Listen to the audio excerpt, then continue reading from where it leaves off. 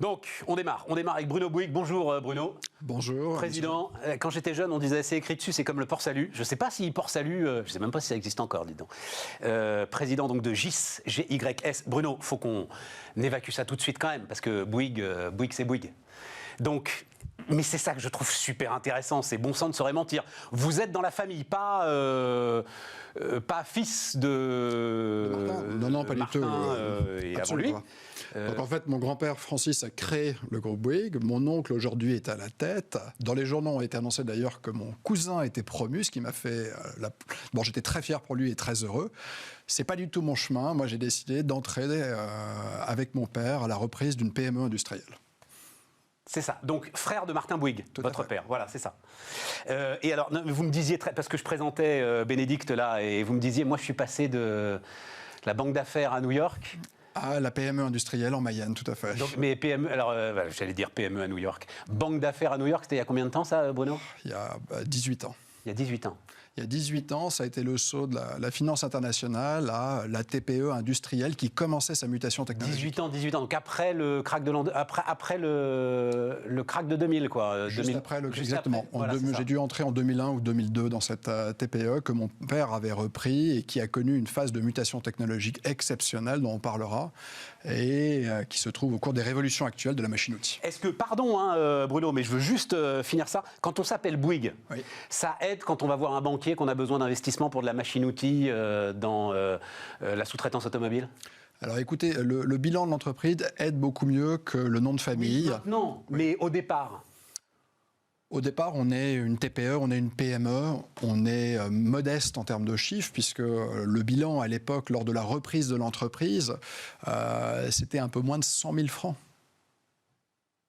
C'était une toute petite entreprise. Donc, vous enleviez les stocks, il y avait 100 000 francs, il n'y avait rien. Il n'y avait rien. En fait, c'était... 100 000 francs de l'époque, on peut dire que c'est 100 000 euros d'aujourd'hui, mais même 100 000 euros d'aujourd'hui, c'est rien. Donc, c'était une entreprise qui s'était endormie. Et la reprise a été faite parce qu'il y a une holding industrielle qui l'avait achetée, qui l'avait gardée pendant 20 ans, qui a fait très peu d'investissement, et puis une opportunité de vente, et mon père a décidé de la reprendre. Et c'était une toute petite entreprise, donc il n'y avait pas besoin de gros moyens financiers de marge. Vous aviez envie de faire? Enfin, c'est quoi? J'en ai marre de jongler avec les milliards à New York, ça sert à rien. Ça s'est pas du tout passé comme ça. J'aimerais vous dire que c'est comme ça, mais c'est pas du tout comme ça. À un moment, j'en peux plus, je plaque tout, le triplex. Absolument pas. En fait, la vérité, c'est que je suis ingénieur de formation, que mon père avait repris cette PME, qui m'en parlait, et que je pense que quelque part en moi, il y a l'ingénieur qui s'est réveillé, et 18 mois après la reprise, je lui ai dit, tu sais quoi, moi ça m'intéresse, et je vais venir t'aider, et je vais t'apporter un côté un peu international, puisque j'avais travaillé et étudié sur tous les continents, et je vais lui dire, je vais t'aider à faire le développement international de l'entreprise pour commencer. Et c'est comme ça que j'ai rejoint mon père, avec comme objectif d'essayer de vendre nos produits à l'international. Mais à l'époque, c'était déjà, parce que là, on va en parler, c'est-à-dire, vous vendez de la glace aux Esquimaux, c'est quand même l'image que j'ai trouvée. Vous vendez de la machine-outil à l'automobile allemande, si vous voulez, c'est pas mal. Mais alors, quelle machine exactement, justement, Bruno? Alors, on est actif dans deux verticaux. Le premier vertical, ce sont les techniques d'assemblage. On a commencé par le soudage, tout simplement, le soudage à l'arc. Et puis après, on est passé rivetage, de l'induction, soudage capacitif, soudage par point. En fait, beaucoup de techniques qui permettent d'assembler. Donc ça, c'est notre premier vertical. Technique, c'est-à-dire, vous faites les machines, nous sommes qui sont capables de faire ce que vous venez de décrire. Exactement. Donc nous, on est un fabricant de machines à souder, exactement, des machines à rifter, exactement, des machines à assembler. Exactement. Donc ça, c'est notre premier vertical. C'était un vertical très simple, électromécanique. En fait, à l'époque, il fallait un technicien en mécanique, un technicien en tôlerie. On faisait un petit transformateur, on mettait ça dans une carrosserie métallique et c'était parti. Sauf que 20 ans plus tard, c'est plus ça le métier. Et on en parlera. Et deuxième vertical, c'était le début, c'était la fabrication de chargeurs de batterie. Donc, technique d'assemblage d'un côté, charge de batterie de l'autre, et puis tout. C'est quoi, chargeur de batterie? Il y a un peu de chimie là-dedans aussi? Non, c'était un transformateur aussi, dans une caisse métallique, et en fait, on venait charger des batteries de voiture 12 volts. D'accord. Donc, on reprend une PME dont le cœur technologique, c'est de bobiner du cuivre sur une carcasse plastique. On met tout ça dans une petite tôlerie, dans un carton, et on envoie ça à un distributeur. 60 personnes, peut-être 5 à 6 millions d'euros. il y a 20 ans. Aujourd'hui, on est 820. Je pense qu'on va progresser rapidement parce qu'on a beaucoup d'embauches et on fait 100 millions d'euros. Croissance organique. Et là, notre objectif, c'est de doubler en 5 ans. Et toujours en faisant du matériel de soudage. Exactement. Mais plus des chargeurs de batterie, si encore des chargeurs de batterie. Avec une progression dans le marché à 3 chiffres. Parce que ce qui est fabuleux dans le deuxième vertical dans lequel on travaille, qui est la charge de batterie, c'est qu'il y a l'aventure lithium.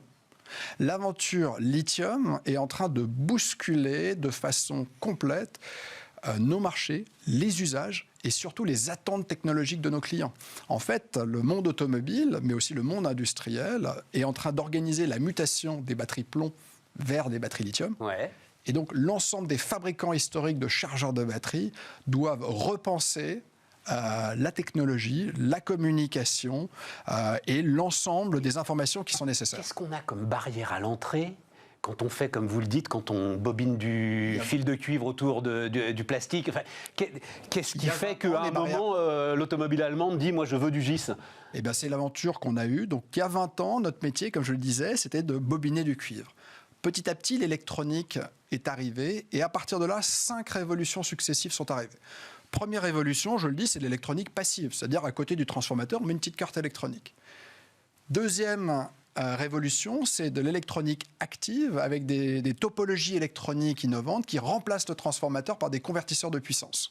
Donc électronique passive, active. Troisième révolution, l'arrivée des écrans qui ont permis de commencer à faire interagir les utilisateurs avec les produits.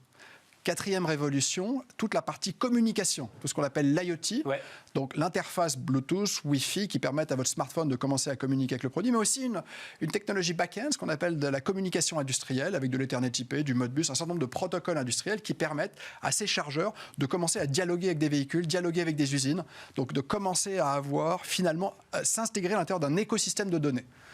Quatrième révolution, le monde des algorithmes est en train d'arriver, puisque c'est la vision qui est la 5e révolution, la machine devient un compagnon. En fait, on est passé, il y a 20 ans, d'une machine qui était asservie à l'homme, l'homme décidait et la machine faisait, à aujourd'hui, les machines doivent accompagner, conseiller, dialoguer avec les opérateurs, et c'est là que les révolutions sont exceptionnelles. Mais si je reprends la soudure, votre machine, elle est sur la chaîne ? Quand vous la vendez, alors, nos machines elle est sur la chaîne d'assemblage ? Alors, jusqu'à l'année 2020, nous n'avons aucune machine sur la chaîne. Les premières machines pour fabriquer les voitures, par exemple, arrivent robotiques, parce que là, vous parlez de la partie robotique, sortent cette année. Je parle de la soudure. Qu'est-ce que vous soudez ? Dans l'automobile, qu'est-ce que vous soudez et où est-ce qu'on utilise GIS ? Bonne question. Aujourd'hui, GIS est concentré dans le soudage dans l'automobile, dans la réparation automobile, pas encore dans la fabrication. Parce que la fabrication est robotique. Et on s'est lancé dans la robotique cette année. Donc aujourd'hui, ce qui est exceptionnel, c'est qu'on a développé énormément d'algorithmes de reconnaissance des matériaux qui nous permettent de reconnaître les voitures et de reconnaître les pièces à souder, mais on n'est pas encore en production. Moi, ce que je trouve passionnant, Bruno, au-delà de l'ensemble de ces explications, c'est donc même aujourd'hui, 100 millions d'euros de chiffre d'affaires à l'échelle de l'industrie automobile, ça reste une toute petite boîte. Et une toute petite boîte, elle est capable de se tailler ses parts de marché, elle est capable de faire une différence, elle est capable d'investir, d'innover et de rester indispensable aux plus grands constructeurs du monde. Aujourd'hui, on est partenaire technologique de rang 1 de 100% des constructeurs automobiles mondiaux qui viennent nous voir pour développer soit des machines, soit du logiciel, soit des briques de connectivité, puisque en fait, le véhicule aujourd'hui, puisque ça représente l'automobile 50% de notre chiffre d'affaires, il y a 2 éléments stratégiques pour les constructeurs. Premièrement, le lien avec la batterie, qui est stratégique, et deuxièmement, toute la partie carrosserie. Et dans la partie carrosserie, en 20 ans, on est passé de 3-4 nuances d'acier à 80 nuances d'acier, des aciers plus durs, plus techniques, plus légers, pour consommer moins. Et donc, il a fallu développer des algorithmes parce que le carrossier, le réparateur, n'a aucune idée des aciers qu'il va souder. Donc, nous, notre compétence, c'est de donner des machines intelligentes, connectées, qui permettent, autour de la batterie et autour de la carrosserie, de fournir cette intelligence parce que l'innovation est telle que l'après-vente n'arrive pas à suivre. Votre machine reconnaît la qualité de l'acier ? Tout à fait. On est un des seuls au monde aujourd'hui. Pour la souder correctement ? Exactement. Et effectivement, sur la batterie, c'est très intéressant. C'est-à-dire, ce qui était une totale commodité est en train de devenir le truc le plus précieux de l'industrie. Ah, complètement. Et aujourd'hui, ce qui va être très intéressant dans le domaine des charges, c'est toute la partie mathématique, parce que la différence va se faire sur la rapidité de charge, sur la technologie de charge. Et donc aujourd'hui, c'est mathématique, ça. Pourquoi c'est mathématique, Bruno? Parce qu'auparavant, en fait, les rythmes de charge et la technologie sous-jacente pour faire la charge étaient conditionnés par la chimie de la batterie, qui était très lente. Ouais. Aujourd'hui, sur les infrastructures lithium, mais aussi sous plein d'autres, nickel-cadmium et d'autres, les graphènes qui commencent à arriver, comme la rapidité de charge a été multipliée par 10 ou par 100, il faut travailler des convertisseurs qui ont des topologies électroniques de la rapidité des serveurs d'intelligence artificielle qui sont utilisés chez Google. Donc, les technologies électroniques de nos produits sont ce qu'il y a de plus rapide au monde. Pour que vous compreniez bien, Stéphane, c'est qu'il y a 20 ans, un chargeur envoyait une information à une batterie toutes les millisecondes. Aujourd'hui, on envoie une information toutes les 30 nanosecondes. Il faut créer des algorithmes, il faut créer des produits qui ont cette intelligence et cette rapidité. Et on est, à notre niveau aujourd'hui, on est quelques-uns dans le monde. Et Parce que ça va devenir critique. Ça va devenir critique. Oui. Et c'est pour ça que le bureau d'études aujourd'hui... Les énormes aujourd'hui qui se penchent sur la batterie, les Japonais, les Taïwanais, etc., il n'y en a pas un qui se dit bon Dieu, on va aussi s'occuper de... Non, parce qu'aujourd'hui, il y a la batterie qui est un premier problème, il va falloir industrialiser, et puis il y a le chargeur. C'est deux sujets différents. Ouais, c'est ça, il y a un sujet qui est plutôt de chimiste, et il y a un sujet d'électronicien et de logiciel. Et en fait, les deux mondes vont se rencontrer, et j'estime que cette rencontre... Alors nous, avec le monde automobile, bien sûr, on a des rencontres fortes, mais le monde des fabricants de batteries et des fabricants de chargeurs, surtout les leaders comme nous, on va se rencontrer dans 2-3 ans. Dans 2-3 ans, il va y avoir des rapprochements parce que, à la différence des technologies anciennes, le lithium, en fait, a besoin d'un lien natif avec les technologies de charge. Donc tout ça est passionnant. On est au milieu d'une révolution incroyable. Et ça se fait donc en Mayenne? Ça se fait en Mayenne. Je vais vous donner un chiffre. Ça va peut-être vous... On a conclu un gros accord avec Tesla sur la partie après-vente dans le soudage, justement sur la reconnaissance des aciers. Les machines qu'on livre à Tesla, il y a plus de 1,5 million de lignes de code. Un décodeur classique pour vous connecter sur Internet sur votre maison, il y a 300 000 lignes de code. C'est 5 fois la densité logicielle. Donc, en ce moment, parce que la France n'est pas un pays de fabrication de machines-outils, on ne se rend pas compte Absolument pas. Que tout ce qu'on a connu au niveau du téléphone et de l'ordinateur portable est en train d'arriver dans l'univers des machines. Et donc, ceux qui prennent de l'avance vont développer des OS, vont développer des réseaux, vont développer des algorithmes. Et donc, GIS, en ce moment, on investit dans la recherche de façon exceptionnelle. Il y a 20 ans, on avait une personne en recherche. Là, on a un peu moins de 100 personnes sur les 820 personnes au bureau d'études. 150 ingénieurs doctorants dans le groupe. Et l'objectif, c'est de doubler le bureau d'études rapidement. Mais devant ces enjeux, on ne se dit pas il faut que je cherche un gros partenaire industriel, justement, pour doubler, tripler, multiplier mes capacités de recherche, mes capacités d'investissement? Absolument pas. Moi, la philosophie du groupe, ça a toujours été de prendre le bon nombre de projets d'innovation pour qu'on puisse garder une croissance organique qui a toujours été de l'ordre de 15 à 25%. Là, on est supérieur à ça sur ce début d'année. L'année dernière, on a fait une année en croissance. En 2020, alors que les usines ont été arrêtées, on a fait une année en croissance. Donc, on va choisir une route qui n'est peut-être pas forcément la meilleure, mais qui est une route de croissance organique dans le calme pour pouvoir faire mûrir les collaborateurs. Parce que les technologies évoluent vite. Et il faut que tout ça se fasse dans le calme. Alors, le pari de la reprise, parce que ce qui motivait cette invitation, c'est que j'avais lu que vous aviez, pendant le premier confinement, stocké, je ne sais plus combien... Parce que 8 mois de composants. 8 mois de composants, c'est ça. Ouais. Parce que vous étiez persuadé que ça allait repartir très très fort. Et qu'il allait y avoir des ruptures logistiques. Ouais. Eh ben, écoutez, je me suis complètement trompé. Ça ne va pas durer 8 mois, ça va plutôt durer 20 mois. En fait, c'est ça. Ce qui est incroyable, c'est que ça fait longtemps que je suis chez GIS, aux côtés de mon père, et j'ai vécu la crise de 2008-2009. De cette crise, j'ai retenu 2 leçons. Première leçon, c'est que en sortant d'une grosse crise, il y a une grosse problématique logistique. Donc, il faut stocker. Et la crise de 2008-2009, on avait connu 6 à 7 mois de rupture logistique forte. Et donc, c'est pour ça qu'on a pris ces décisions, en se rappelant ce qui s'était passé. Et comme on avait la trésorerie, on a passé les commandes. Mais on s'est rappelé aussi un deuxième phénomène, c'est que comme on avait bien passé la crise, 3-4 ans plus tard, comme on avait continué à investir en recherche, on avait fait un cycle d'innovation d'avance sur nos confrères. Donc en début 2020, le bureau d'études, il y avait 67 personnes. Fin 2020, il y a 92 personnes, avec la volonté d'utiliser cette crise pour accélérer la R&D, pour que 3 ans plus tard, on ait peut-être un cycle, ou voire un cycle et demi d'innovation sur nos confrères. Aujourd'hui, je me trouve dans la situation... Attends, Bruno. Qu'est-ce qui, à ce moment-là, le marché automobile est en train de s'effondrer absolument partout. Qu'est-ce qui te fait penser que, tu dis, on avait la trésorerie nécessaire? Tu as la trésorerie nécessaire, tout dépend de l'horizon de temps. Alors, j'ai beaucoup de chance. GIS a une usine en Chine.